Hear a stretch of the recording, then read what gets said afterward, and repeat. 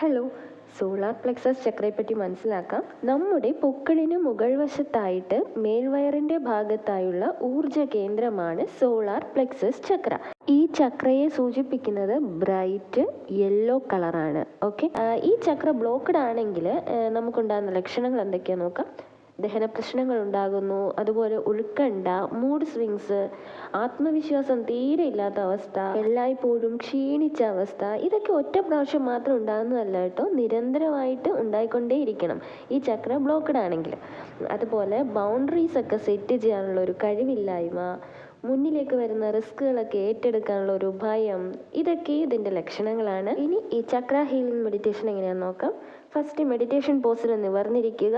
നിങ്ങളുടെ വിരലുകൾ ഇതുപോലെ സെറ്റ് ചെയ്യുക. എന്നിട്ട് നിങ്ങളുടെ ഹാർട്ടിനും സ്റ്റൊമക്കിനും, അതായത് മേൽവയറിനും ഇടയ്ക്കുള്ള ഒരു ഭാഗത്തായിട്ട് ഇങ്ങനെ ചേർത്ത് വെക്കുക.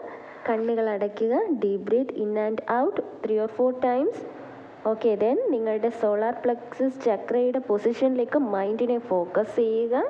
ചക്ര കറങ്ങുന്നതിനനുസരിച്ച് ബ്രൈറ്റ് യെല്ലോ ലൈറ്റ് കൂടിക്കൂടി വരുന്നതായിട്ടും ബോഡി ഫുൾ വ്യാപിക്കുന്നതായിട്ടും ഇമാജിൻ ചെയ്യുക.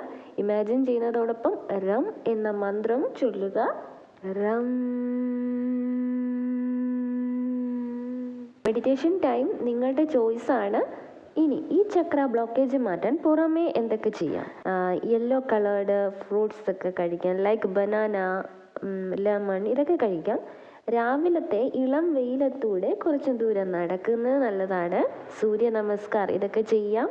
പിന്നെ ബോ പോസ് പോലെയുള്ള യോഗാസ് ഒക്കെ നമുക്ക് ചെയ്യാം.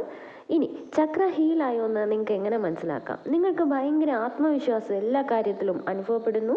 നിങ്ങൾക്ക് ക്ലിയർ ആയിട്ടുള്ള ഒരു ലക്ഷ്യം ഉണ്ടായിരിക്കും, അതിനുവേണ്ടി ഹാർഡ് വർക്ക് ചെയ്യും. നിങ്ങൾ കഴിക്കുന്ന ആഹാരമെല്ലാം നന്നായിട്ട് ദഹിക്കുന്നതായിട്ട് നിങ്ങൾക്കത് ഫീൽ ചെയ്യും.